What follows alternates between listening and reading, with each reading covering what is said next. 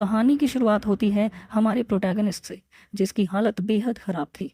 तभी एक आवाज़ गूंजती है और उससे पूछा जाता है कि वो आखिर कर क्या रहा है। उसी वक्त एक लड़की उसे जल्दी करने को कहती है। उसे जल्द से जल्द लॉर्ड आर्थर पर लगे कर्ज को चुराना है। क्रैश जवाब देता है कि वो अब अपनी लिमिट पर है, लेकिन फिर भी वो कर्ज चुराना शुरू करेगा। फिर उसके चारों तरफ पर्पल एनर्जी फैलने लगती है और वो कर्ज को एब्जॉर्ब करने लगता है। यही हमें क्रैश के बारे में पता चलता है। वो सबसे ताकतवर फैमिली में पैदा हुआ था, लेकिन फिर भी उसे एक फेलियर माना जाता था। जैसे ही वो कर्स अब्जॉर्ब करता है, वो उसकी आंखें फैल जाती हैं और उसकी एबिलिटी ब्लैक हुड एक्टिवेट हो जाती है। ये एक खतरनाक स्किल है जो दूसरों के कर्स चुराकर खुद पर ले लेती है। जिस इंसान से कर्स हटाया जाता है, वो हैरान रह जाता है। क्रैश असल में ब्लू स्काई जनरेशन का हिस्सा है। ये वो हीरोज़ हैं जो दुनिया को ख़त्म होने से बचाने की लड़ाई लड़ रहे हैं। कर्ज से आज़ाद होने के बाद लॉर्ड आर्थर को उसके साथी एक पोशन देते हैं ताकि वो रिकवर कर सके। लेकिन उधर क्रैश को अनबेरेबल दर्द होता है और वो घुटनों पर गिर जाता है। आर्थर आसमान की तरफ देखता है, जो कि उस कर्ज की वजह से अब काफ़ी कमज़ोर हो चुका था। लेकिन पोशन पीने के बाद वो पहले से बेहतर महसूस कर रहा था। तभी हम देखते हैं एक स्केलेटल नाइट डिमोनिक घोड़े पर सवार आसमान से उतरता है। फिर बिना समय बर्बाद किए वो पहाड़ों की तरफ एक विशाल फायरबॉल फेंक देता है। आर्थर पूरी तरह होपलेस हो जाता है। वो सोचता है कि इतने कम लोगों के साथ उस ब्लू नाइट से लड़ना नामुमकिन है। उसकी तलवार जमीन पर गिर जाती है और वो कह देता है, ये लड़ाई हम नहीं जीत सकते। हताश आर्थर सिग्राना बेला और मैरी को अपने पास बुलाता है। सब लड़कियां उसे घेर कर गले लगा लेती हैं। उसी बीच दर्द से तड़पता हुआ क्रैश उठता है और आर्थर को आवाज़ देता है। क्रैश को गुस्सा आने लगता है। वो सोचता है, ये ह्यूमैनिटी का सबसे बड़ा हीरो आखिर ऐसे कैसे हार मान सकता है। आर्थर के मुंह से खून टपक रहा होता है और वो कहता है, उस चीज़ को हराना नामुमकिन है। क्रैश ये सुनकर अंदर से टूट जाता है। उसे लगता है कि ह्यूमैनिटी का सबसे बड़ा हीरो अब जीत पर भरोसा ही नहीं रखता। लेकिन क्रैश बिल्कुल भड़क जाता है। वो देखता है कि आर्थर और उसका ग्रुप अपने पीछे मरे हुए साथियों की लाशें छोड़कर खड़े हैं। क्रैश गुस्से में चिल्लाता है, यहाँ पर कितने लोग मारे गए? क्या सिर्फ इसीलिए ताकि तुम अपनी उन लड़कियों के साथ खड़े रह सको? तभी एक लड़की उसे चुप रहने को कहती है। शॉन आर्थर का बचाव करती है और क्रैश की इंसल्ट करने लगती है। उसे ट्रैश कहती है, जो सिर्फ कर्स चुरा सकता है। ये सुनकर क्रैश पूरी तरह आग बबूला हो जाता है। वो चिल्लाकर कहता है, तुम्हारी हिम्मत कैसे हुई मुझे ट्रैश कहने की? वो आर्थर के ग्रुप की तरफ इशारा करके पूछता है, क्या तुम्हें याद है तुम्हारी जान किसने बचाई थी? क्रैश कहता है कि अगर उसकी एबिलिटी नहीं होती तो ये लोग यहाँ तक पहुँच भी नहीं पाते। उसकी आंखों में पागलपन झलकने लगता है और वो कहता है, चलो तुम्हारी याददाश्त फ्रेश कर देता हूँ। सबसे पहले वो अबेला की तरफ देखता है, मैजिक टावर की विच और ब्लू स्काई जेनरेशन की मेंबर। क्रैश याद दिलाता है कि वो मैजिक यूज़ नहीं कर पा रही थी क्योंकि उस पर कर्स लगा था, जो उसे ही चुराना पड़ा था। वो बताता है कि जब वो उसके कर्ज का दर्द झेल रहा था, तब अबेला ने उस पर हमला कर दिया था, वो भी सिर्फ इसीलिए क्योंकि वो पेन किलर्स लेने गया था। अबेला का चेहरा शौक से भर जाता है। उसे सब याद आ जाता है। क्रैश कहता है कि उसका दूसरों को इग्नोर करने वाला एटीट्यूड आज तक नहीं बदला। फिर वो मैरीडियाना की तरफ मुड़ता है और वो उसे ब्रेनलेस कहता है, जो हर कर्ज में फंस जाती थी और फिर उसके सामने रोती थी। क्रैश उसे याद दिलाता है कि उसी प्रिंसेस ने उसे ट्रैश कहा था जब उसने अपनी आंखें सैक्रिफाइस करके उसकी आंखें ठीक की थी। वो पूछता है, क्या तुम्हें पता भी है कि तुम्हारी मदद करते वक्त मुझे कैसा लगता था? फिर उसे एकेडमी के दिन याद आने लगते हैं, जहाँ पर कि उसे काफ़ी बुली किया जाता था, सिर्फ इसीलिए क्योंकि वो लड़ नहीं सकता था। फिर भी उसने सब सहा और उसने उसकी आंखें ठीक की, क्योंकि वो ब्लू स्काई जेनरेशन का हिस्सा थी, क्योंकि वो दुनिया बचाने वाले हीरोज़ में से एक थी, जबकि वो खुद सिर्फ एक बदनाम इंसान बनकर रह गया। एक ऐसा इंसान जिसे कि सबने बेकार समझा। अब उसे ये समझ नहीं आ रहा था कि आखिर उसके अब तक कि सबकी गंदगी साफ करने का क्या फ़ायदा था। तभी लॉर्ड आर्थर उसे बोलता है, अगर कोई और होता तो शायद ये नामुमकिन होता, लेकिन क्रैश, तुम्हें ही दुनिया बचानी चाहिए थी। ये सुनकर हमारा एमसी अपने पुराने दिनों को याद करता है। वो वक्त जब उसने आर्थर को एक महान हीरो और लीडर माना था। वो हर फ्रंट लाइन पर खड़ा रहता था और क्रैश ने तभी तय कर लिया था कि वो हमेशा उसके साथ रहेगा। इसीलिए वो पूछता है, जब हम बिल्कुल अंत में पहुंच चुके हैं, तब आप इतनी आसानी से हार क्यों मान रहे हैं? तभी आर्थर ठंडे स्वर में कहता है, अब जब दुनिया वैसे भी खत्म होने वाली है तो सच बता देना ही ठीक होगा। और फिर वो उन्हें एक चौंकाने वाला सच बताता है। वो बताता है, ये दुनिया पहले ही खत्म हो चुकी है और वो सब कुछ शुरुआत से दोबारा शुरू करने वाला है। ये सुनकर क्रैश पूरी तरह हिल जाता है। आर्थर मान लेता है कि ये पहली बार नहीं है जब उसने दुनिया को खत्म होते देखा हो, क्योंकि उसकी खास एबिलिटी रिग्रेशन है, यानी मरने के बाद समय में पीछे लौटने की एबिलिटी। इस बार वो अपने साथ खड़ी तीनों लड़कियों को भी उनके मेमोरीज के साथ वापस ले जाने वाला है। क्रैश सब समझ जाता है और वो सोचता है कि अगर सब लोग अपने पुराने एक्सपीरियंस के साथ दोबारा शुरू करें तो अगली बार दुनिया बचने के चांसेस ज़्यादा होंगे। लेकिन फिर क्रैश उससे पूछता है, और मेरे बारे में आपने क्या सोचा है? तभी आर्थर के चेहरे पर एक काफ़ी डेविलिश हंसी आ जाती है और वो बड़ी ही कोल्ड तरीके से कहता है, तुम अब मेरी प्लानिंग का हिस्सा नहीं हो। ये सुनते ही क्रैश की दुनिया टूट जाती है। आर्थर मानता है कि उसकी ब्लैक हुड एबिलिटी काफ़ी यूज़फुल थी, क्योंकि वो किसी भी कर्स को चुरा सकती थी। मगर फिर वो आगे कहता है, लेकिन एक टूटे हुए इंसान को साथ ले जाने का क्या फ़ायदा? अगली ज़िंदगी में तुम्हारा नया और क्लीन वर्जन ज़्यादा काम का होगा। क्रैश समझ जाता है कि उसे हमेशा एक डिस्पोजेबल टूल की तरह इस्तेमाल किया गया, हर लाइफ में, जब तक काम कर रहा और फिर छोड़ दिया गया। आर्थर आखिर में कहता है, मगर घबराओ मत, मैं अगली ज़िंदगी में भी तुम्हारा यूं ही इस्तेमाल करूंगा, और फिर उसके बाद वाली ज़िंदगी में भी। क्रैश टूट जाता है। वो आखिरी बार चिल्लाता है, कृपया मुझे भी अपने साथ ले चलो। लेकिन बहुत देर हो चुकी होती है। उसकी ताकत और चेतना दोनों खत्म होने लगती हैं और उसे एहसास होता है कि दुनिया खत्म होने से पहले ही वो मर जाएगा।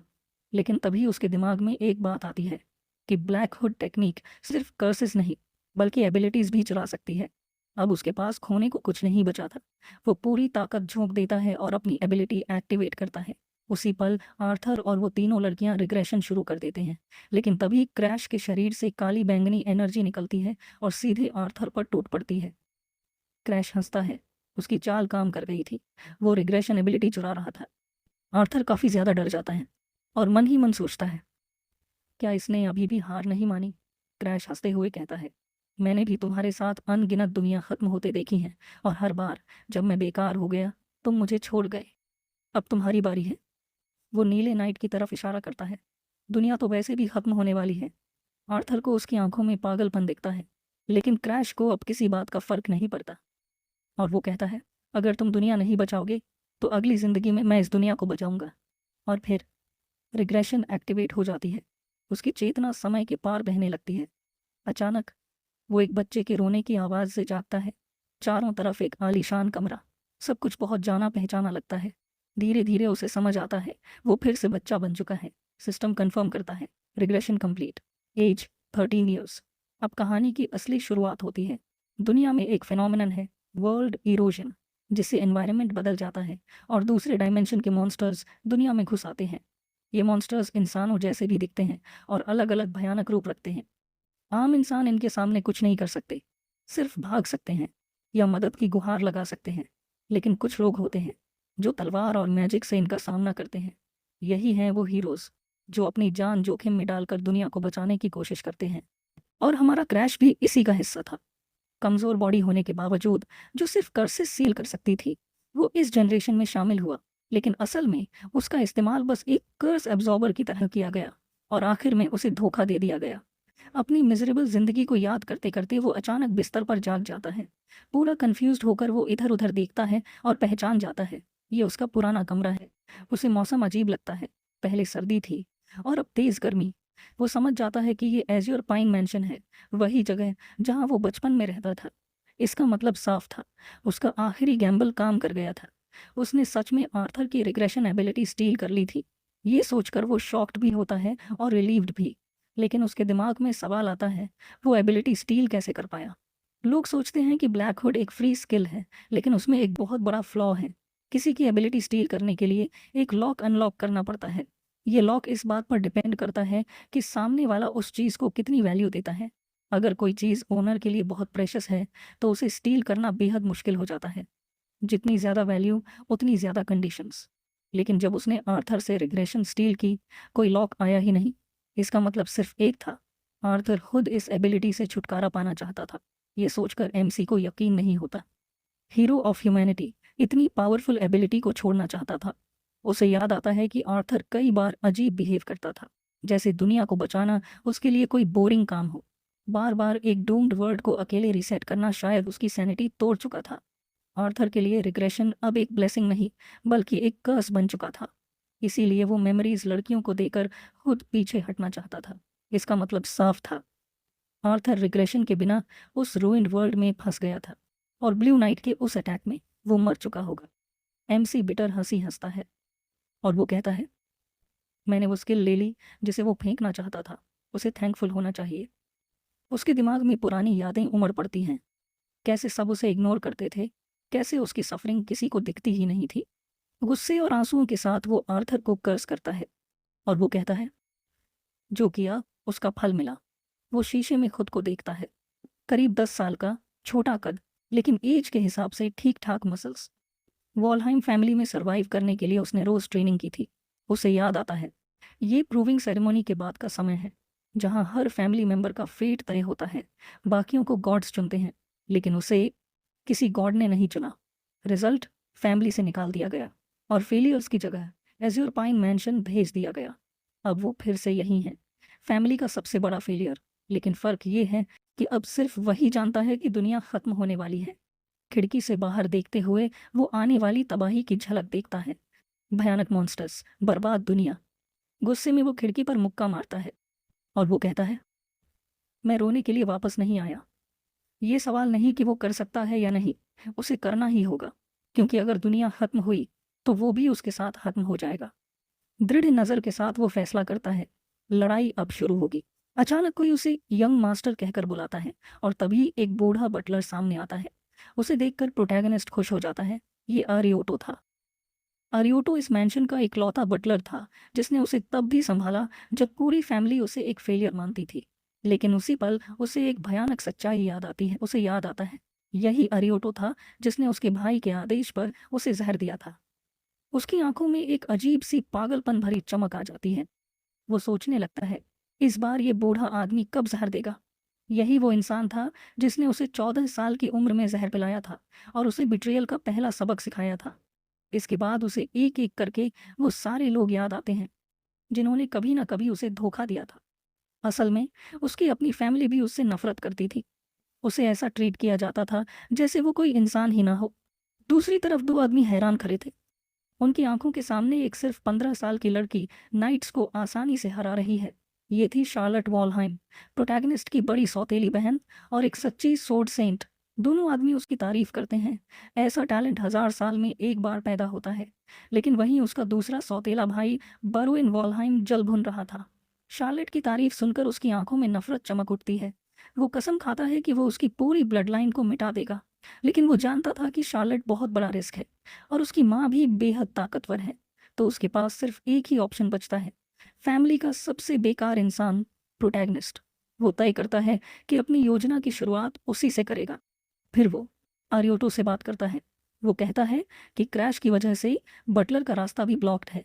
वो आरियोटो को जहर देता है और बदले में वादा करता है उसकी बेटी की बीमारी ठीक कर देगा और उसे एक हाई पोजीशन भी देगा। आरियोटो हिचकिचाता है। वो कहता है कि उसने क्रैश को अपने बेटे की तरह पाला है, वो ऐसा नहीं कर सकता। तभी बारोइन ठंडी आवाज़ में सिर्फ उसका नाम लेता है, आरियोटो। फिर पूछता है, क्या तुम किसी और के बच्चे को अपनी बेटी से ज़्यादा चुनोगे? इस नामुमकिन चॉइस के सामने अरियोटो टूट जाता है। उसके पास कोई और रास्ता नहीं बचता और इसी तरह वो प्रोटैगनिस्ट के खाने में जहर मिला देता है। उसके हाथ कांप रहे होते हैं।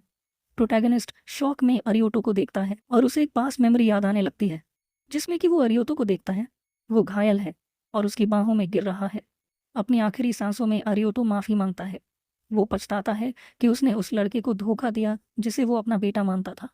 और फिर उसका हाथ ज़मीन पर गिर जाता है।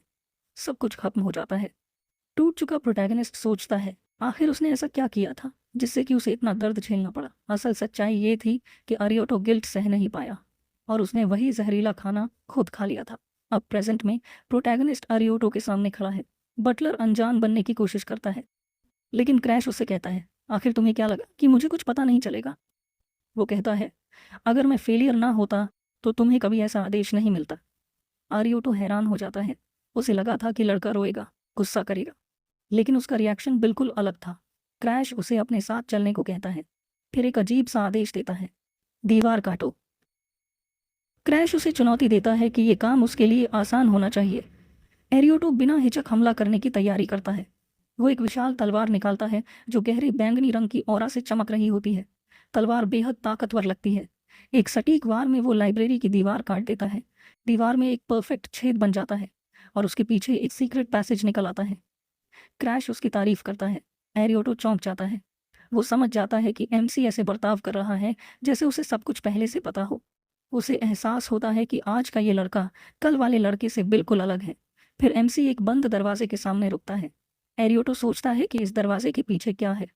एमसी दरवाजे को देखते हुए कहता है, इस दरवाजे से मेरी काफ़ी यादें जुड़ी हैं। उसे याद आता है कि आग लगने के बाद ये पूरी जगह जलकर राख बन गई थी, लेकिन इस बार वो समय में पीछे आ चुका था, उस तबाही से पहले। हालात को देखते हुए बटलर कहता है कि वो जंजीरें काट सकता है, लेकिन क्रैश उसे रोक देता है। वो कहता है कि इस बार वो अपनी ही ताकत आजमाएगा। इसके बाद वो अपनी एबिलिटी ब्लैक हुड को एक्टिवेट करता है। क्रैश के शरीर से अंधेरी परछाइयाँ निकलती हैं और सामने बढ़कर दरवाजे के लॉक को निकल जाती हैं। पल भर में जंजीरें और ताला टूट जाते हैं। ये देखकर बटलर बुरी तरह घबरा जाता है। क्रैश टूटा हुआ ताला जमीन पर फेंक देता है। एरियोटो पूछता है कि क्या उसने किसी भगवान से कॉन्ट्रैक्ट किया है। क्रैश मन ही मन सोचता है कि इस समय तक तो उसके पास कोई कॉन्ट्रैक्ट नहीं था। वो झूठ बोलते हुए कहता है कि उसने किसी माइनर गॉड से कॉन्ट्रैक्ट किया है और एरियोटो चाहे तो उसके पिता को बता सकता है। कहानी में आगे बढ़ने से पहले मैं आपको बता दूं कि इस वर्ल्ड में एबिलिटीज पाने के लिए पहले गॉड से कॉन्ट्रैक्ट बनाना पड़ता है। ये सुनकर बटलर पूरी तरह चुप हो जाता है। उसे याद आता है कि कल तक लड़के की आंखों में जीने की कोई इच्छा नहीं थी। वो मान लेता है कि भगवान से कॉन्ट्रैक्ट करने के बाद क्रैश एकदम बदल गया है। उसे लगता है कि क्रैश में भी वही खून बह रहा है जो जीनियस शार्लॉट में है और अब उसमें भी पोटेंशियल है। एरियोटो दांत भींच लेता है जैसे उसने कोई बड़ा फैसला कर लिया हो। थोड़ी देर बाद वो झुककर कसम खाता है कि जब तक यंग मास्टर अपना काम पूरा नहीं कर लेते वो कुछ भी किसी को नहीं बताएगा। क्रैश समझ जाता है कि रिग्रेशन का ये एक नुकसान है। उसके अलग एक्शंस की वजह से लोगों का व्यवहार भी बदल रहा है। क्रैश सोचता है कि क्या आर्थर ने जानबूझकर उसे एबिलिटी चुराने दी थी। फिर वो तय करता है कि एरियोटो की लॉयल्टी पक्की करनी होगी। फिर वो उस बटलर से कहता है कि अभी वो जो चाहे करे, उसकी बेटी के इलाज के बारे में बाद में सोचा जाएगा। फिलहाल सबसे ज़रूरी चीज़ है सीक्रेट लाइब्रेरी। जैसे ही दरवाज़ा खुलता है तेज़ रोशनी फैल जाती है। अंदर से एक ज़बरदस्त एनर्जी फूट पड़ती है और क्रैश पीछे जा गिरता है। वो हाँफने लगता है, शरीर पसीने से भीग जाता है। इतनी ताकतवर प्रेजेंस उसने कई कर्सेस में देखी थी, लेकिन ये कुछ अलग थी। ये उसे अंदर तक ठंडा कर देती है। उसे यकीन हो जाता है कि उसकी मैनुअल यही मौजूद है। दोनों शेल्फ से भरे कमरे को देखते हैं। एक किताब से एक काली लाल आग जैसी ऑरा निकल रही होती है। क्रैश उसे देख लेता है और खुश होकर कहता है, मिल गई। ये एज्योर पाइन पवेलियन की सीक्रेट लाइब्रेरी है, जहाँ उन एंसेस्टर्स की यादें रखी हैं जो फेलियर माने गए थे। ये स्किल्स नहीं हैं, बल्कि उन इंसानों की लिखी मैनुअल्स हैं जिन्होंने ताकत हासिल करने का अलग रास्ता चुना था। पहले यहाँ कोई भी आ सकता था, लेकिन एक इंसान की वजह से ये जगह सीक्रेट बना दी गई। वो इंसान था वल्हिस देरिशाइम, वॉलहाइम फैमिली का सबसे डरावना एंसेस्टर। वालिस को फैमिली का सबसे बड़ा फेलियर माना जाता था, लेकिन वर्ल्ड इरोजन के दौरान वही इंसान सबसे ज़्यादा ताकतवर बन गया। ये सोचकर क्रैश दांत भींच लेता है, क्योंकि जिस मैनुअल की उसे ज़रूरत है वो भी उस फेलियर ने ही लिखी थी। एक हल्की मुस्कान के साथ वो किताब उठाता है और कहता है, काफ़ी समय लग गया, लेकिन अब ये मैनुअल मेरा है। ये मैनुअल किसी और का नहीं, बल्कि डेरिस वॉलहाइम का था। वॉलहाइम फैमिली का सबसे ताकतवर एंसेस्टर, वो इंसान जिसे एक ही समय पर सबसे बड़ा फेलियर और सबसे ज़्यादा खतरनाक ताकत माना गया। अपने दौर में दुनिया के सबसे बड़े मेज भी उसकी ताकत को चुनौती देने आए थे, लेकिन डेरिस ने उनकी मैजिक को सिर्फ एक हाथ से कुचल दिया, बिना मेहनत, बिना हिचक। उसकी मुस्कान पागलपन से भरी हुई थी और जो भी उसके सामने आया सब हार गए। कोई भी उसे रोक नहीं सका। उसकी सीक्रेट टेक्निक का नाम था एक्सट्रीम ब्लड पॉइजन। दुनिया के इरोसन को एब्जॉर्ब करके उसने मैडनेस से भरी एक टेक्निक बनाई और उसी जहर को अपनी ताकत बना लिया। किताब पकड़े हुए क्रैश सोचता है, क्या टीरस इरोसन को कंट्रोल नहीं कर पाया और पागल हो गया? उसे याद आता है, जब वो खुद कर्स से प्रभावित हुआ था तो उसने ब्लैक हुड से कर्स को वीकन किया था।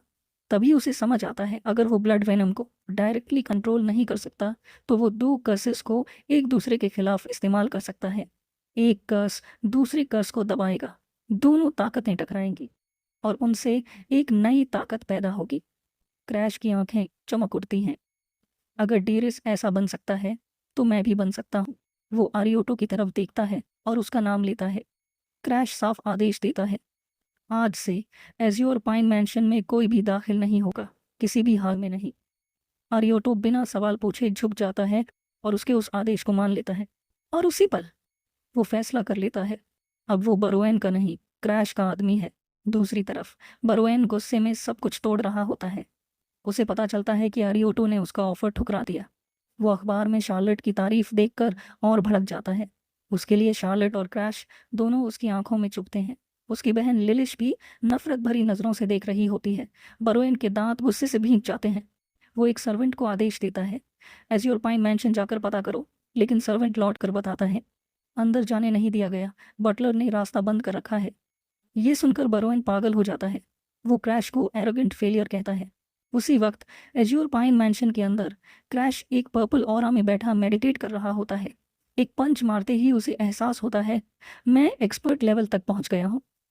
ऑरा के रेल्म्स होते हैं, user level, basic, expert level, जहाँ जीनियस और आम लोग अलग हो जाते हैं। क्रैश सोचता है, शार्लेट जो उससे सिर्फ 2 साल बड़ी है लगभग ऑरा मास्टर है, लेकिन फिर भी वो भी दुनिया की तबाही नहीं रोक पाई। तो सवाल सिर्फ टैलेंट का नहीं है। क्रैश अपनी मुट्ठी भींचता है और वो कहता है, अगर मैंने कोशिश ही नहीं की तो जवाब कभी नहीं मिलेगा। एक आवाज़ उसके दिमाग में गूंजती है, कोशिश किए बिना कैसे पता चलेगा। वो खुद को याद दिलाता है, पहले वो ऑरा इस्तेमाल ही नहीं कर सकता था, मगर अब सब कुछ बदल चुका है। और वो आगे कहता है, अगर एक फेलियर डीरिस सबसे ताकतवर बन सकता है तो वो भी बन सकता है। उसी पल आरियोटो तौलिया लेकर आता है और उसे एक्सपर्ट लेवल तक पहुंचने पर बधाई देता है। क्रैश मुस्कुराता है और वो कहता है, ये कोई इतनी बड़ी बात नहीं है। तभी आरियोटो झुककर कहता है, यंग मास्टर, आपकी फियांसे लेडी बियांका हार्डनहार्ट पैलेस पहुंच चुकी है। ये सुनते ही हमारा प्रोटैगनिस्ट पूरी तरह चौंक जाता है और कुछ बोल ही नहीं पाता। उसे याद आता है कि भविष्य में यही लड़की बियांका सफ़ेद डीमन के नाम से जानी जाएगी, एक बेहद खतरनाक अस्तित्व। आगे चलकर वही इरोडर्स की लीडर बनती है और स्वर्ग के टॉप 10 सबसे ताकतवर लोगों में से एक को भी हरा देती है। लेकिन अभी के समय में वो बस हार्डनहार्ट फैमिली की सबसे छोटी बेटी है, एक बिल्कुल नॉर्मल सी छोटी लड़की। गेट पर खड़ी उस लड़की को देखते हुए उसे तुरंत समझ आ जाता है कि ये एक पॉलिटिकल मैरिज है, एक ऐसा सौदा जिसमें वॉलहाइम फैमिली अपने सबसे बेकार सदस्य से छुटकारा पा लेती है और बदले में नॉर्थ के साथ अलायंस हासिल कर लेती है। वो हल्की सी हंसी हंसते हुए सोचता है कि असल में वो दोनों ही अपनी अपनी फैमिली द्वारा इस्तेमाल किए जा रहे हैं। वैसे भी उसे बियांका से कुछ बात करनी ही थी, इसलिए ये देखकर वो हैरान होता है कि वो खुद चलकर यहाँ आ गई। बियांका हार्डनहार्ट नॉर्थर्न कॉन्टिनेंट पर राज करने वाली फैमिली की सबसे छोटी बेटी है। उसकी माँ पर लगे एक कर्ज की वजह से बियांका जन्म से ही एक बड़ी समस्या के साथ पैदा हुई थी। उसके जन्म के साथ ही उस पर स्नोडॉल नाम का कर्ज लग गया था। ये कर्ज उसकी आत्मा तक फैल चुका था, इसलिए इसे नॉर्मल तरीकों से तोड़ा ही नहीं जा सकता था। एक ऐसी बच्ची जो अपनी माँ की जान के बदले दुनिया में आई, इसलिए उसकी हालत काफ़ी दर्दनाक थी। इसी वजह से उसकी अपनी फैमिली में भी उसके साथ बहुत ठंडा व्यवहार किया जाता था। ये सब सोचकर उसके मन में ये सवाल आता है कि कहीं ये लड़की उससे नफरत तो नहीं करती। उसे बस यही उम्मीद होती है कि ये उसके प्लान में रुकावट ना बने, क्योंकि स्नोडॉल वही कर्स है जिसकी मदद से वो एक्सट्रीम ब्लड पॉइजन को कंट्रोल कर सकता है। कड़ी ट्रेनिंग के बाद पसीना पहुंचते हुए एमसी बटलर का शुक्रिया अदा करता है और आरियोटो से कहता है कि लड़की को अंदर ले आए और थोड़ी देर इंतजार करने को बोले। फिर उसे 5 महीने पहले की एक याद आती है, जब उसने खुद बियांका के साथ बहुत बुरा बर्ताव किया था। उसने उस पर चिल्लाया था, उसे बाहर निकलने को कहा था और ताना मारा था कि वो सिर्फ उसकी फैमिली की ताकत के पीछे आई है। उस वक्त लड़की के चेहरे पर गहरी उदासी थी, लेकिन साथ ही एक अजीब सी गंभीरता भी। बिना कुछ कहे वो चुपचाप मुड़कर चली गई थी। उसी समय बियांका ने अपने मन में सोचा था कि वो यहाँ अपनी मर्जी से नहीं आई है। फ्लैशबैक में उसका पिता उसे ठोड़ी से पकड़कर उससे काफ़ी कोल्ड तरीके से कहता है कि फैमिली को जिंदा रखने के लिए उसे एक वॉलहाइम से शादी करनी ही होगी। बियांका जानती थी कि उसके घर का भविष्य उसी पर टिका है और उसे हर हाल में ये कुर्बानी देनी होगी। अगर ये शादी तय न होती तो वो कभी भी क्रैश जैसे तंजी और नाकाम इंसान के पास नहीं आती। गुस्से और बेबसी में वो अपने कपड़े भींच लेती है और तय कर लेती है कि सगाई को ठुकराने वाली वो खुद होगी, ना कि कोई और। वापस वर्तमान में एमसी को याद आता है कि वो पहले कितना बड़ा झक्की था। वो हल्की सी सांस छोड़ता है और मुस्कुराते हुए चाय के लिए माफ़ी मांगता है, फिर कहता है कि वो मेड्स से बात कर लेगा। एमसी के इस अचानक बदले हुए व्यवहार से बियांका पूरी तरह हैरान रह जाती है। फिर एमसी उसे गार्डन में थोड़ी देर टहलने का न्योता देता है ताकि माहौल थोड़ा हल्का हो सके। वो आर्योटो से कहता है कि मैकेडेमिया कुकीज़ ले आए। बियांका बिना कुछ बोले चुपचाप उसके पीछे चल पड़ती है। क्रैश कहता है कि उसका सफ़र काफ़ी लंबा रहा होगा और उन्हें अब ज़्यादा बार मिलना चाहिए। बियांका ठंडे लहजे में जवाब देती है कि उसके जैसे इंसान के लिए ये लहजा किसी मंगेतर का नहीं बल्कि किसी सुपीरियर का लग रहा है।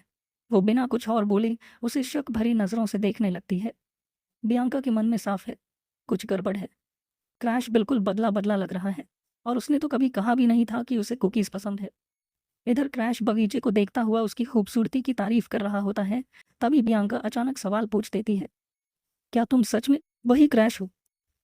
दोनों एक दूसरे को देखते रहते हैं। माहौल अचानक भारी हो जाता है। तभी क्रैश अपना हाथ बढ़ाकर बियांका के सिर पर रख देता है। बियांका थोड़ी चौंक जाती है। एक डरावनी सी ऑरा के साथ क्रैश पूछता है, क्या मैं इतना अलग लग रहा हूँ? बियांका को उसके शरीर से निकलती खून जैसी किलिंग इंटेंट महसूस होती है। वो बुरी तरह डर जाती है और तुरंत माफ़ी मांग लेती है। क्रैश समझ जाता है कि वो ज़्यादा आगे बढ़ गया। उसके दिमाग में यादें उलझी हुई होती हैं, लेकिन एक चीज़ उसे साफ याद है, बियांका के चेहरे का वो भाव, वही भाव जो उसने नॉर्थ सी पवेलियन में उसकी मौत के दिन देखा था।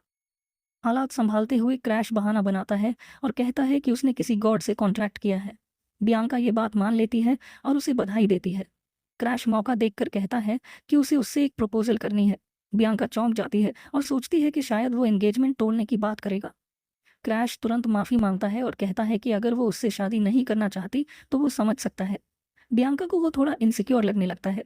बियांका उसे घूरते हुए कहती है, मैं तुम्हारी फियांसे हूँ और ये बात बदलेगी नहीं।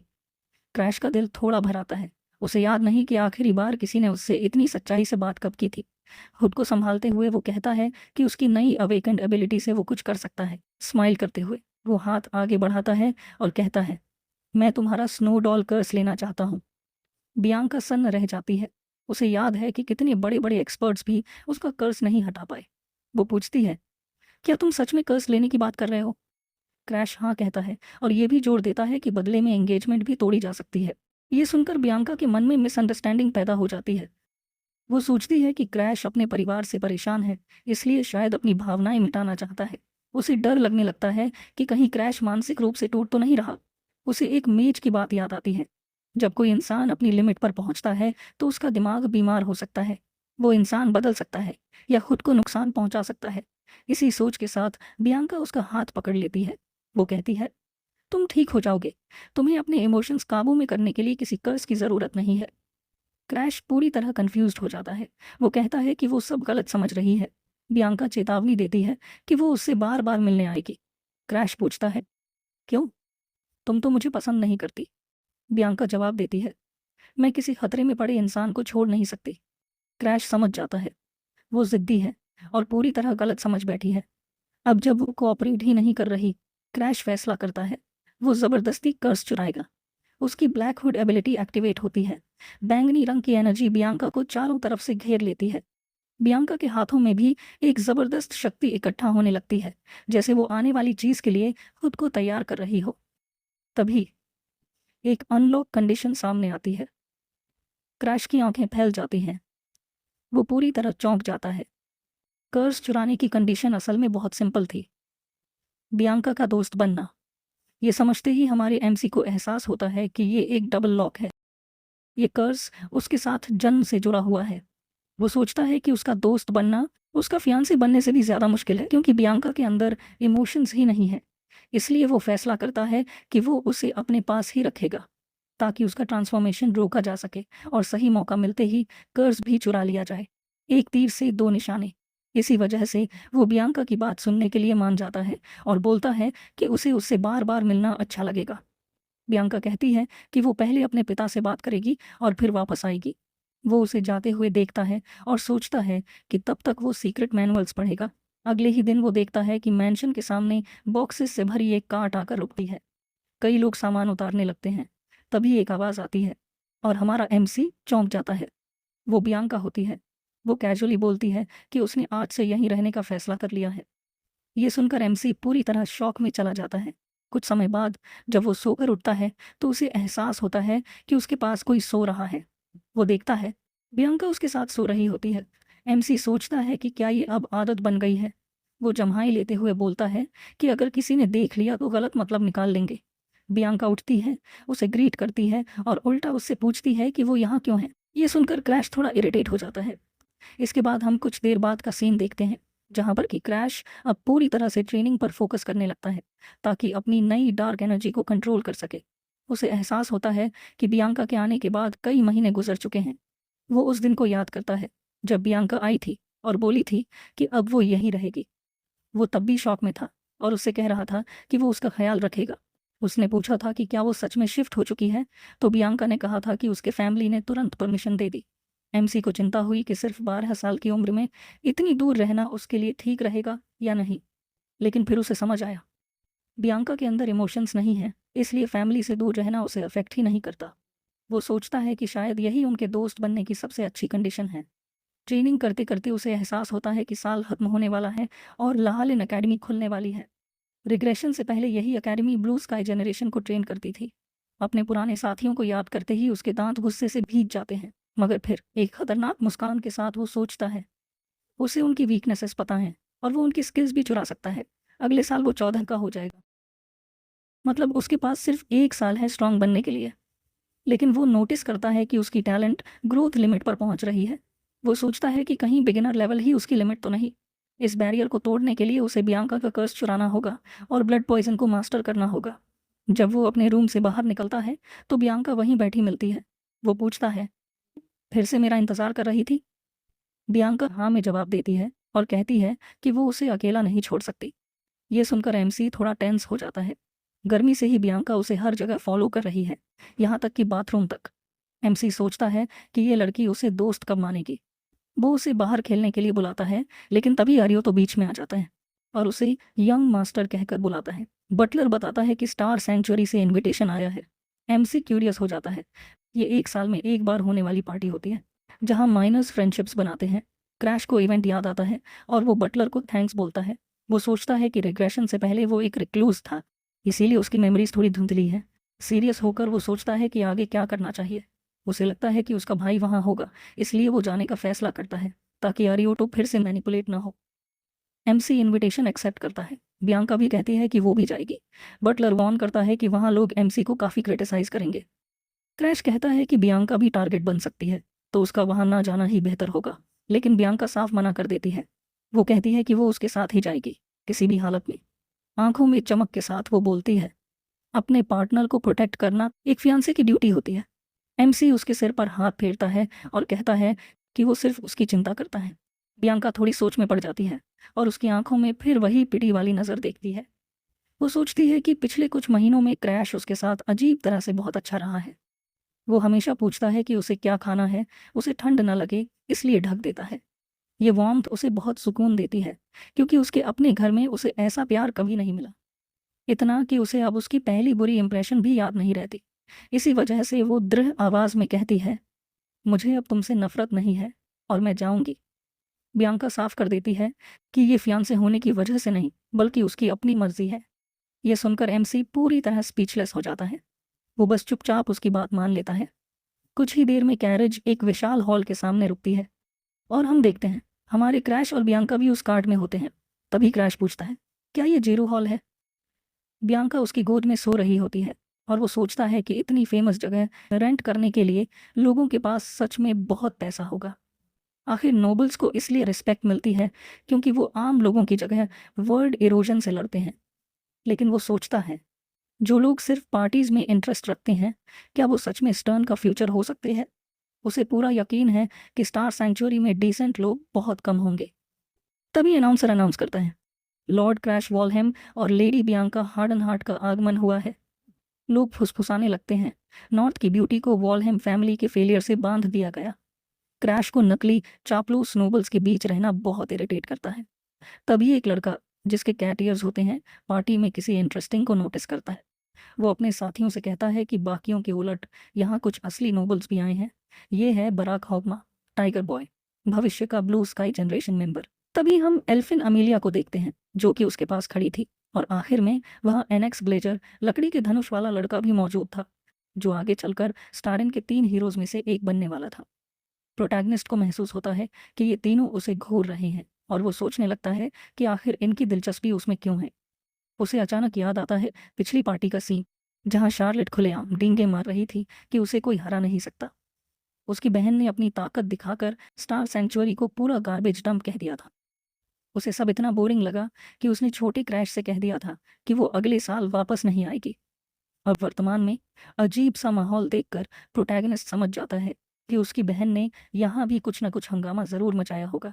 उसी वक्त बियांका उसका कपड़ा खींचकर उसका ध्यान खींचती है। वो भी उस टेंशन को महसूस कर चुकी थी। बियांका उससे कहती है कि इन आवाज़ों पर ध्यान मत दो। प्रोटैगनिस्ट जवाब देता है कि वो बस शार्लेट के बारे में सोच रहा था। उसे लगता है कि लोग उसकी बहन को भी बुरा भला कह रहे हैं, फिर भी वो उसकी चिंता कर रही है। ये सोचकर वो हल्के से बियांका के सिर पर हाथ फेर देता है। प्रोटैगनिस्ट चारों तरफ देखता है और सोचता है कि मेन इवेंट कब शुरू होगा। अचानक नोबल क्राउड में हलचल मच जाती है। सब आपस में फुसफुसाने लगते हैं। तभी अनाउंसर अनाउंस करता है, लॉर्ड डार्लिंग डैनियलियन का आगमन हुआ है। उसे देखते ही क्रैश मन ही मन सोचता है, लो, शैतान का नाम लिया और वो सामने। ये वही अजीब इंसान है जिसे कि सबका अटेंशन चाहिए होता है।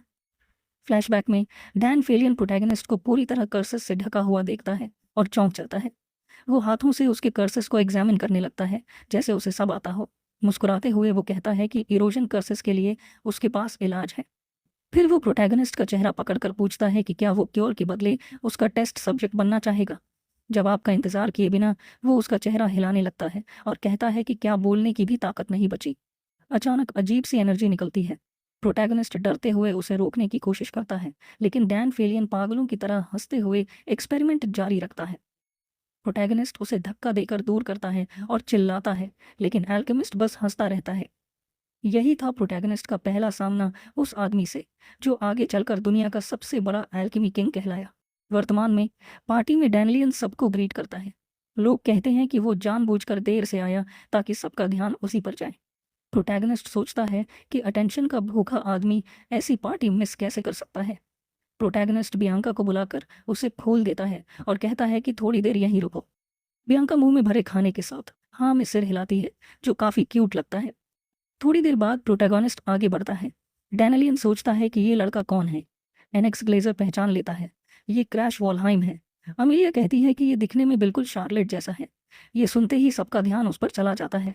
डैन फेलियन अचानक एक्साइटेड हो जाता है और दौड़कर पूछता है, क्या तुम सच में शार्लेट के छोटे भाई हो? प्रोटैगनिस्ट तंज कसते हुए पूछता है कि कोई काम है या बस उसकी सुंदरता से प्रभावित हो गए हो। डैनियलियन मुस्कुरा देता है।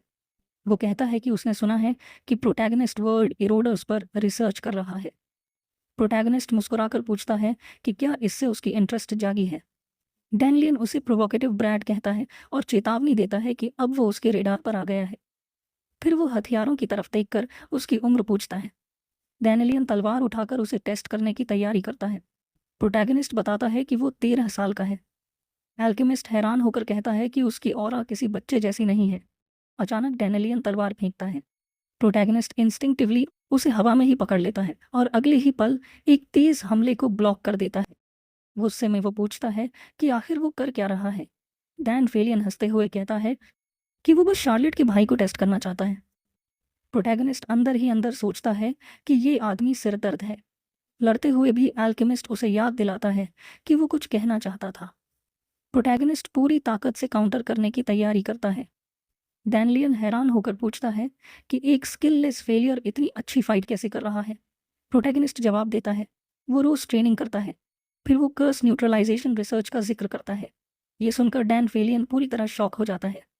प्रोटैगनिस्ट आगे बढ़ते हुए बताता है कि उसका रिसर्च है एक कर्स से दूसरे कर्स को न्यूट्रलाइज करना।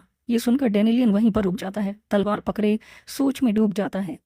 प्रोटैगनिस्ट डार्क ऑरा के साथ कहता है कि वो अपनी स्पेशल एबिलिटी से उसकी मदद करेगा, एक ऐसी एबिलिटी जो किसी भी कर्स को चुरा सकती है।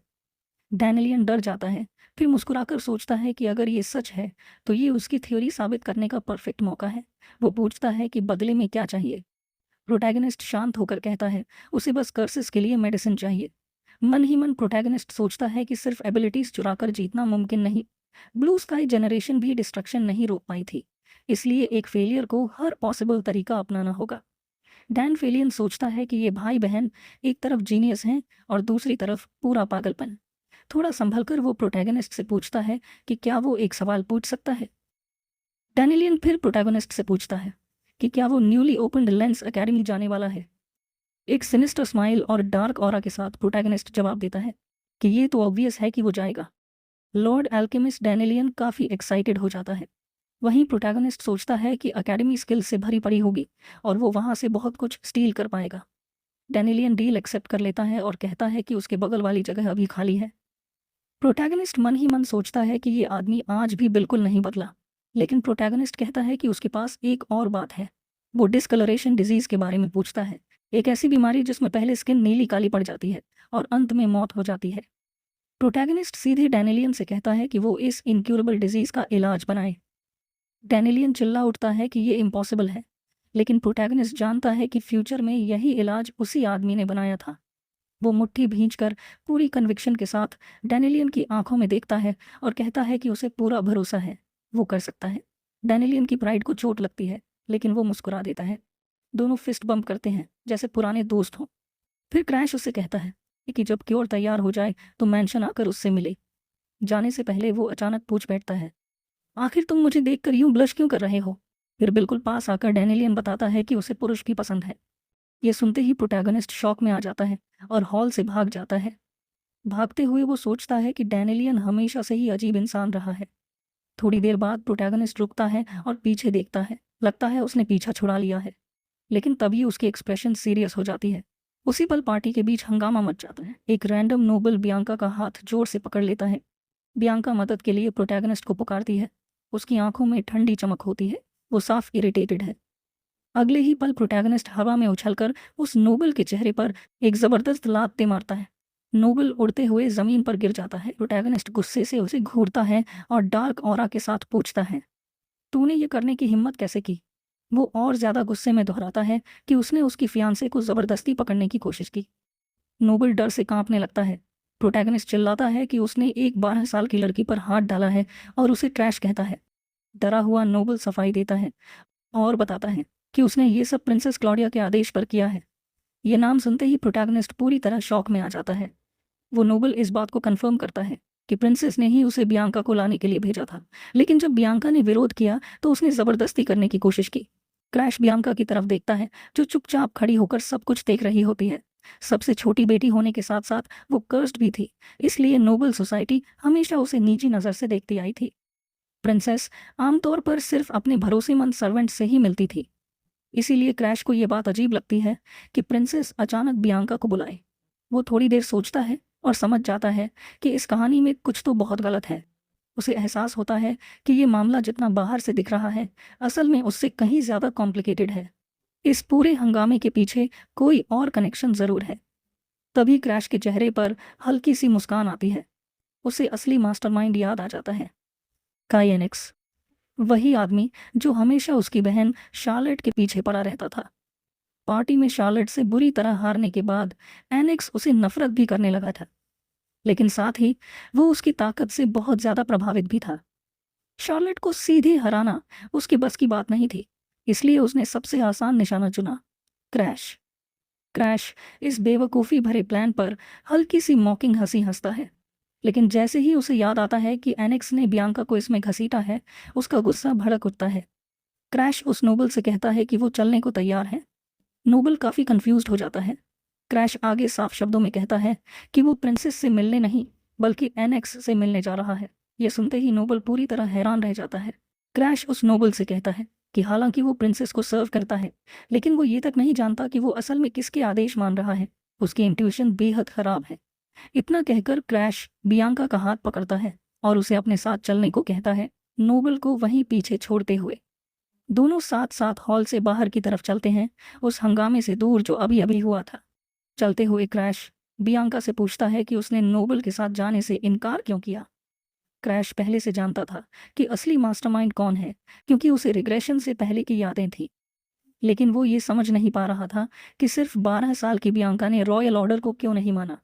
थोड़ी उदासी के साथ बियांका वजह बताती है।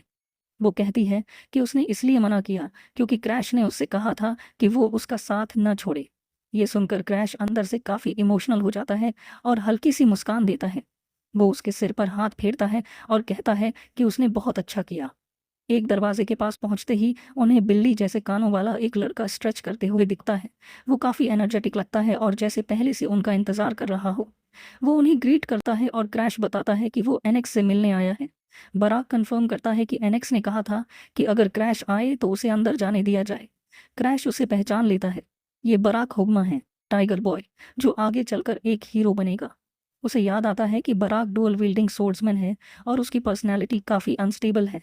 लेकिन तभी बराक उसे रोकता है। टाइगर बॉय उसे फाइट के लिए चैलेंज करता है। क्रैश सोचता है कि यहाँ कॉम्बैट मना है, लेकिन बराक कहता है कि अगर वो शार्लेट से लड़ सकता है तो क्रैश से भी लड़ सकता है, जो उसे उससे कमज़ोर लगता है। क्रैश को याद आता है कि बराक एनिक्स से भी ज़्यादा मजबूत है और उसका फाइटिंग स्टाइल अनप्रिडिक्टेबल है। डिटर्मिन्ड नज़र के साथ वो फैसला करता है कि एनिक्स से मिलने से पहले ये मामला यहीं सुलझाना पड़ेगा। उसे समझ आ जाता है कि वो उसे यहाँ से यूं ही जाने नहीं देगा, इसलिए क्रैश चैलेंज एक्सेप्ट करता है और अपनी मुट्ठी कस लेता है। बराक तेजी से आगे बढ़कर हमला करता है, लेकिन क्रैश आखिरी पल में डॉज कर जाता है। वो साइड में हटता है और एक प्रिसाइज काउंटर अटैक की तैयारी करता है। मजबूत स्टेप के साथ वो पूरी स्पीड से वार करता है। अगले ही पल वो एक ज़बरदस्त पंच सीधे उसके पेट में मारता है। उसकी नज़र पूरी तरह फोकस्ड हो जाती है। ये टेक्निक फ्लैश स्ट्राइक कहलाती है, जो ओपोनेंट को पूरी तरह चौंका देती है। टाइगर बॉय जोरदार टक्कर से पीछे उड़ता है और जमीन पर गिर जाता है, दर्द से कराहते हुए। क्रैश वहीं खड़ा होकर अपने तेज और सटीक हमले का नतीजा देखता है। जमीन पर पड़ा बरक शिकायत करता है कि क्रैश जरा भी हाथ हल्का नहीं रख रहा। इस पर क्रैश शांत लहजे में उससे कहता है कि फाइट का चैलेंज तो खुद तुमने ही दिया था। इस बात को सुनकर बराक काफी ज्यादा एक्साइटेड हो जाता है और एक्साइटेड होकर बराक कहता है कि वो अभी और लड़ सकता है, बस पहले उसे अपना वेपन लेने दे। क्रैश उसे ध्यान से देखते हुए पूछता है कि क्या वो सच में फाइट कंटिन्यू करने की हालत में है। नाक से खून बहते हुए भी बराक हल्की सी मुस्कान देता है, जैसे अभी सब खत्म नहीं हुआ हो। लेकिन अगले ही पल उसे समझ भी नहीं आता कि क्या हुआ और वो चक्कर खाकर जमीन पर गिर जाता है। थोड़ी देर बाद टाइगर बॉय पूरी तरह बेहोश हो जाता है। वहीं क्रैश सीधा खड़ा रहता है, विक्टोरियस। तभी बियांका पास आती है और पूछती है कि क्रैश ने आखिर किया क्या। क्रैश उसे बताता है कि उसने वॉलहाइम फैमिली की एक सीक्रेट आर्ट इस्तेमाल की है। वो समझाता है कि फ्लैश स्ट्राइक रेनेगेड्स द्वारा बनाई गई टेक्निक है, जो क्लोज रेंज में ज़बरदस्त डिस्ट्रक्टिव पावर छोड़ती है। ये वही एक टेक्निक थी जो एक आग की घटना के बाद बची थी और जिसने क्रैश की जिंदगी कई बार बचाई है। क्रैश कामली बोलता है कि उसने अपनी स्ट्रॉन्गेस्ट सीक्रेट आर्ट इस्तेमाल की है और बराक अब जल्दी होश में नहीं आने वाला। बेहोशी में भी बराक बुदबुदाता सा लगता है, जैसे वो क्रैश की बात से अग्री कर रहा हो। क्रैश बियांका को इशारा करता है और कहता है कि अंदर चलो। उसी वक्त ऊपर बैल्कनी से एनिक्स और एक लड़की पूरा सीन देख रहे होते हैं। नीचे अपने दोस्त को पड़ा देखकर एनिक्स जोर से बराक का नाम चिल्लाता है। दोनों की नज़र एक साथ क्रैश पर जाती है। एनिक्स थोड़ा हैरान होकर कहता है कि उसे उम्मीद नहीं थी कि क्रैश टाइगर बॉय को हरा देगा। क्रैश उससे सवाल करता है कि क्या इसी वजह से उसने बराक को दरवाजे पर छोड़ा था। क्रैश साफ कह देता है कि वो जानता है एनिक्स ने प्रिंसेस का इस्तेमाल करके उसे ल्यूर किया था और अब वो खुद उससे मिलने आया है। एनिक्स क्यूरियस होकर पूछता है कि उसे ये बात कैसे पता चली और कहता है कि उसके बारे में फैली रूमर्स गलत हैं। क्रैश मान लेता है कि वो फेलियर है, लेकिन ये भी कहता है कि अगर एनिक्स उससे हार गया तो सब कुछ बदल जाएगा। डार्क ऑरा के साथ क्रैश चेतावनी देता है कि रूमर्स बदलेंगे, क्योंकि वो एनिक्स की स्किल्स छीनने वाला है। क्रैश सामने खड़े होकर कहता है कि फेलियर वाली बात सही है, लेकिन अगर एनिक्स हारा तो कहानी भी बदलेगी। एनिक्स बस स्मर्क करता है, बिना कुछ बोले। ये है एनिक्स ग्लेजर, फ्यूचर हीरो और क्रैश का पुराना कंपेनियन। एकेडमी से लेकर ब्लू स्काई जनरेशन तक दोनों साथ थे, लेकिन क्रैश जानता है कि उनकी फ्रेंडशिप कभी असली नहीं थी। फ्लैशबैक में क्रैश को याद आता है, बैटल के बीच उसके सारे साथी गिर चुके थे। वो डेस्परेशन में एनिक्स को पुकारता है, जो ऊपर से सब देख रहा होता है। एनिक्स सोचता है कि अगर ट्रैप का सच सामने आया तो उसकी पोजीशन चली जाएगी। इसलिए वो तय करता है कि अगर वो अकेला सर्वाइवर रहा तो सच कभी बाहर नहीं आएगा। एनिक्स ठंडे लहजे में कहता है कि वैसे भी क्रैश इतना ज़्यादा कमज़ोर है कि एक न एक दिन उसे हीरोज़ ग्रुप से निकाल ही दिया जाता। क्रूअल स्माइल के साथ वो साफ कर देता है कि वो क्रैश की मदद नहीं करेगा। वो डिसाइड करता है कि सारा ब्लेम क्रैश पर डाल दिया जाए, क्योंकि वैसे भी कोई उसे पसंद नहीं करता। सिनिकली वो क्रैश को एंड तक दोस्त रहने के लिए थैंक्स कहता है। ये सुनकर क्रैश को एहसास होता है कि ये सीधा बिट्रेयल था। गुस्से में वो चिल्लाता है कि एनेक्स कभी उसका दोस्त था ही नहीं, वो बस शार्लेट से डरता था। एनेक्स ठंडी नज़र से देखता है और कहता है कि यही वजह है कि वो क्रैश से नफरत करता है। वो जोड़ता है कि क्रैश के पास स्किल नहीं है, लेकिन इंट्यूशन तेज़ है और वो हमेशा किसी को ब्लेम करने की कोशिश करता है। एनेक्स कहता है कि अगर शार्लेट की शादी हो गई तो उनका रिश्ता वहीं ख़त्म हो जाएगा।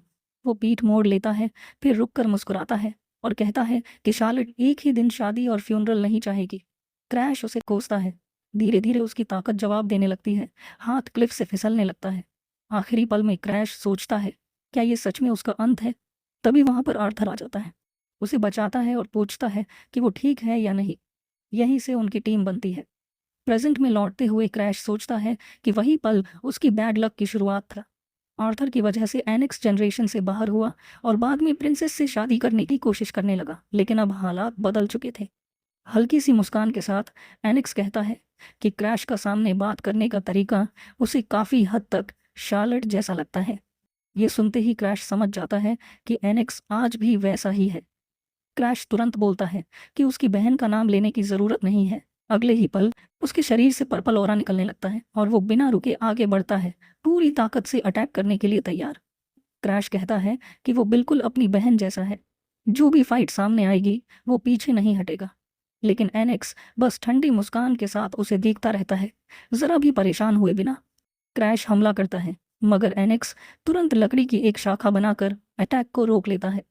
अगले ही पल क्रैश हवा में उछलता है और ऊपर से पूरी ताकत के साथ एनेक्स पर वार करने जाता है।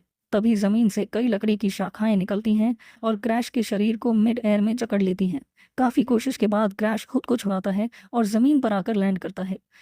क्रैश अब पूरी तरह चिढ़ चुका होता है और मन ही मन सोचता है कि एनेक्स आखिर तक कितना इरिटेटिंग रहने वाला है। एनेक्स ताना मारते हुए कहता है कि क्रैश को वेपन इस्तेमाल करना चाहिए और तभी अपनी सीक्रेट टेक्निक दिखाता है। ये एक ऐसी स्किल होती है जिसमें एनेक्स अपनी ऑरा से पौधों को मजबूत करता है और उन्हें फ्रीली कंट्रोल कर सकता है। इस बात को सुनकर क्रैश जमीन से एक लकड़ी की शाखा उठाता है और उससे शांत लहजे में पूछता है, क्या उसने सच में वेपन इस्तेमाल करने को कहा था? हल्की मुस्कान के साथ क्रैश बोलता है कि वो एनेक्स की ही लकड़ी से उसी के खिलाफ लड़ेगा। एनेक्स इसे हल्के में लेता है और हंसते हुए पूछता है कि क्या क्रैश को सच में लगता है कि वो जीत सकता है? इतना कहते ही एनेक्स कई शाखाओं से एक साथ अटैक करता है और क्रैश को चैलेंज देता है कि सिर्फ उस लकड़ी से ब्लॉक करके दिखाए। क्रैश तेजी से आगे बढ़ने लगता है और एनेक्स की हर अटैक को आसानी से ब्लॉक कर लेता है। ये देखकर एनेक्स पूरी तरह चौंक जाता है। उसके दिमाग में बस एक ही ख्याल आता है, एक फेलियर इतनी आसानी से उसके सभी अटैक्स कैसे ब्लॉक कर पा रहा है। एनेक्स समझ जाता है कि शायद क्रैश ने माइंड्स आई अवेकन कर लिया है। तभी क्रैश हल्की सी मुस्कान के साथ एनेक्स से कहता है, मेरे लिए तो नेचुरल एनिमी जैसा है। तेरी एबिलिटीज़ मैंने रिग्रेशन से पहले इतनी बार देखी हैं कि मैं उनसे ऊब चुका हूँ। क्रैश ताना मारते हुए आगे बोलता है, क्या फिर से शार्लेट के बारे में सोच रहा है? ये सुनते ही एनेक्स का गुस्सा फूट पड़ता है। उसके चारों तरफ हरे रंग की ऑरा फैल जाती है और वो पहले से कहीं ज्यादा ताकत इकट्ठा करने लगता है। अगले ही पल एनेक्स जबरदस्त एनर्जी ब्लास्ट छोड़ता है, जिससे आसपास की हर चीज तबाह हो जाती है। क्रैश पीछे छलांग लगाता है, उसके अटैक से बचता है और सुरक्षित जमीन पर उतर जाता है। तभी एनेक्स एक विशाल लकड़ी का मॉन्स्टर समन करता है। क्रूर मुस्कान के साथ वो चेतावनी देता है, मैं तुम्हें खत्म कर दूंगा। लकड़ी का वो दैत्य जबरदस्त पंच के साथ आगे बढ़ता है, जैसे सब कुछ खत्म कर देगा। इस हालात में क्रैश अपनी आंखें बंद करता है और पूरी तरह फाइट पर फोकस करने लगता है। उसे याद आता है एज्योर पाइन मैंशन की सीक्रेट लाइब्रेरी में मिली वो पतली सी मैनुअल, एक ऐसे एंसेस्टर की टेक्निक जिसके पास टैलेंट नहीं था, लेकिन जिसने 80 साल तक एक ही वार को ट्रेन किया था। इस आर्ट में वेपन के साथ पूरी तरह एक हो जाना जरूरी था और कर्सेस की वजह से क्रैश पहले ही ऐसा अनुभव कर चुका था। अचानक लकड़ी की ब्रांच चमकने लगती है। क्रैश शांत आवाज में कहता है, अब मैं और ये वेपन एक हैं। अगले ही पल क्रैश सिर्फ एक ही स्लैश करता है और वो स्लैश इतनी ज्यादा ताकतवर होती है, वो स्लैश लकड़ी के मॉन्स्टर को बीच से चीर देता है। दैत्य टुकड़ों में बिखर जाता है और अटैक आसमान तक चला जाता है। ये नज़ारा देखकर बियांका और एनेक्स के साथ खड़ी लड़की दोनों की आंखें खुली की खुली रह जाती हैं। धूल के बीच जमीन पर गिरा एनेक्स यकीन नहीं कर पाता कि एक फेलियर ने उसे हरा दिया। तभी क्रैश की आवाज़ गूंजती है। वो लकड़ी की ब्रांच एनेक्स की तरफ पॉइंट करता है और कहता है, अगली बार फाइट में इतना घमंडी मत बनना। गंभीर नज़र से देखते हुए क्रैश आगे बोलता है, समझ आया? पूरी तरह अपमानित एनेक्स घुटनों के बल गिर जाता है। उसके पास कोई जवाब नहीं होता, लेकिन ये वार क्रैश की सारी एनर्जी खा चुका होता है। असल में वो एनेक्स की स्किल चुराना चाहता था, लेकिन वो उसमें कामयाब नहीं रहा। क्रैश के पैर कांपने लगते हैं, आवाज़ तक ठीक से नहीं निकलती। ये देखकर बियांका घबरा कर दौड़ती है और क्रैश को संभाल लेती है, लेकिन उसका ग्रिप इस हालत में थोड़ा ज़्यादा टाइट हो जाता है। तभी डैन फिलियंस सामने आता है और बोलता है, अगर ऐसे ही पकड़े रखा तो इसे तुम ही खत्म कर दोगी। इतना कहकर डैन फिलियन क्रैश को उठाता है और कंधे पर डालकर ले चलता है, जैसे उसका वजन कुछ भी ना हो। जैसे जैसे वो हॉल से बाहर जाते हैं, चारों तरफ बस एक ही चर्चा होती है, वॉल्हेम फैमिली का फेलियर एनेक्स को हरा गया। लेकिन ये कैसे पॉसिबल है? और फिर यहीं पर ये एपिसोड खत्म हो जाता है और अब इसका अगला एपिसोड परसों आएगा। और अगर सीरीज़ अच्छी लगी है तो प्लीज़ सपोर्ट दिखाओ।